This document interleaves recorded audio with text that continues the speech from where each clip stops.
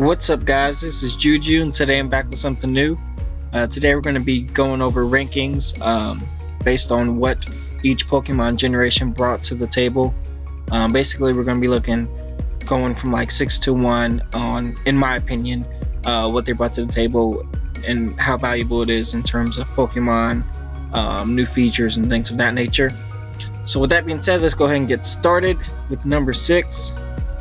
Hopefully our slides work for us today, because I haven't had the best of luck. Okay, number 6 is going to be Sinnoh region. Sinnoh region, which is actually one of my favorite regions, but it only introduced 107 new mons. As far as features, it introduced a morning, day, afternoon, evening, and night kind of cycles throughout the day. I guess the main feature it added was like physical, special, status moves, or physical, special, and status moves. Like it separated the three, like it established the three as 3 different types of moves: physical, special, and then so basically it established status moves as a separate category. Then it fucking did the thing. Then it introduced the global trade station, which of course was big. And then the Poketch, but other than that, it did introduce some very nice and memorable mons, but the number of mons wasn't the greatest, and the features added weren't the most amazing. So for that reason, it's number 6. Of course, it did introduce, Garchomp, which one of my favorite mons. Lucario, one of my favorite mons. This is legitimately this is one of my favorite gens, but in terms of things it brought to the table, it didn't really bring much. Not in terms of the other gens. So with that being said, let's go ahead and move on to number 5. Switch. Okay, boom. Number 5, we have the Unova region. It introduced 156 new mons, a seasonal cycle, triple and rotation battles, rustling grass, which is like the rare encounter, and then critical catch. So in terms of features, it didn't really introduce much. Nothing really groundbreaking. It did introduce 156 new mons, which is pretty cool, pretty great, but it's just number 5 because it didn't do as much as fellow gens in terms of new features. It did have some really nice mounts, of course, but in terms of a whole kind of what it brought to the table as a whole, it was kind of lacking in like originality as far as new features. But mons definitely wasn't lacking. 156 is one of the largest, if not the largest, amount of mons introduced in a gen. But other than that, I didn't really introduce anything that was worthwhile, so to say. This is actually, some of the mons in this gen are some of my favorite. Of course, Lando T, Kyurem B, both on my UCL or WPCL teams. Hydreigons, and also Mon. Have Emboar on my WPCL team as well. And then Conkeldurr is one of my favorite mons as well. But other than that, didn't really do much. Let's go ahead and move on to number 4. Number 4 is going to be the Kanto region. Now, the main reason the Kanto region is number 4 is, established the universe, introduced the first 151 new mon or Pokemon, and it established a blueprint. So it basically laid the groundwork, like I said in my previous video. It established the gym system and established the blueprint for the next 6 gens or 7 gens going forward. So in terms of features, it did the most. Establishing the universe, of course, and then just some of the most notable Gen 1 mons. Of course, everyone knows the Gen 1 mons by now. But basically, I have it on number 4 because it did establish the universe and so on and so forth. But, it is Gen 1, so it definitely wasn't the best, but it was the most creative, I guess, in terms of making something from nothing. So with that being said, let's move on to number 3. Number 3 is going to be the Johto region.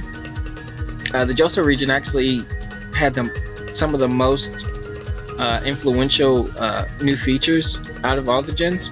It only introduced 100 new mons, but it introduced a time system. Pokemon were able to hold items now in Gen 2. They introduced the Steel and Dark types, which are amazing. You know, huge now, of course. It did this. It split the special attack and special defensive stats. It introduced Pokemon breeding and shiny mons. So that's a whole lot of new features introduced into this gen.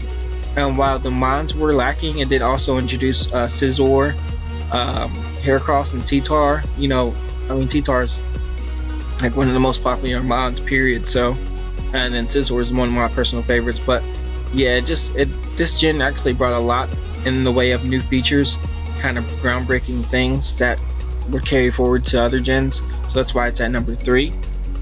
Let's go ahead and go on to number 2. Number 2 is going to be the Hoenn region. 135 new mons.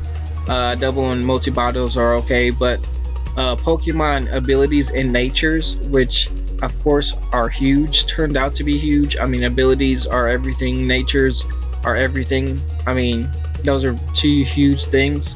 And then they introduced the weather conditions as far as sandstorm, hail, rain, all that stuff. Like, those are huge. And in secret bases, not so much. But in terms of Pokemon, I introduced Salamence. You know, some of the most popular mon Salamence, Gardevoir, Metagross, the Lati twins. So I mean, this generation, Gen 3, did a lot in terms of new mons, 135, which is a huge number. Some of the most notable mons in Pokemon altogether, and then introducing weather conditions, which are huge, and abilities and natures, which are huge as well. If anyone who plays Pokemon knows those things together in one gen is pretty influential. So with that, let's go ahead and move on to number 1. Number 1 is going to be Gen 6 Kalos. Now, you could easily say I could have easily put Hoenn as number 1, but I had to go with Kalos, man. It only introduced 72 new mons, but then of course introduced the fairy type, which has completely changed the game. Basically brought checked dragon types, which ran rampant for the most part. It introduced customizable characters, which is huge, something we had been asking for a long time. It introduced Mega Evolution, which broke the game. I mean, Mega Evolution just changed everything. I'm really a big proponent for Mega Evolution. I like it in the sense that, like, Kangaskhan, for instance. Kangaskhan was one of my favorite mons before the Mega Evolution, but it made it viable. Like, Kangaskhan was never really viable, but it made it viable. I like Mega Evolution because it kind of changed the framework of battles, as well as like taking old mons that were irrelevant and making them relevant again, like Mawile and different things like that. So Mega Evolution is huge. Today I would have to say it's, I don't know. I wouldn't say, I don't know. It's definitely one of the hugest features. But I'm not even sure. I don't know if it would fall in the future, fall in as a feature. Like, I don't know. I mean, I guess it's kind of I don't know what you'll consider it, but it's definitely one of the biggest changes in Pokemon to date. A change that I love, and I love Mega Evolution, so it's definitely a change that I feel was necessary and needed, and had a great turnout or a great outcome. Anyways, it also introduced Sky Battles, which, not crazy about. Board Encounters, which are pretty cool. Super Training, and then Pokemon Ami. But the main reason Kalos is number 1 is, of course, Mega Evolution's huge. But the customizable characters is also pretty huge as well. And then the fairy type introduced all in one gen kind of did it for me. So that being said, do I have any more slides? I don't think I have any more slides, so I'm not going to click on. No, I want to say I don't. With that being said, that's all I got for today, guys. So this is going to be day 2 of the countdown. I'm not sure what I'm going to do for tomorrow's video, but we'll see. Other than that, guys, thank you guys for watching. Leave a like if you enjoyed, subscribe if you're new. Go ahead and leave a comment with how your list would look. I'm always up for debate. If you feel some type of way, if you feel like your gen was underrepresented or brought something to the table that I missed out on, feel free to comment and let me know about it. And I'll comment back and let you know how I feel about it. Other than that, guys, you have a good night, and I will catch you tomorrow. Peace.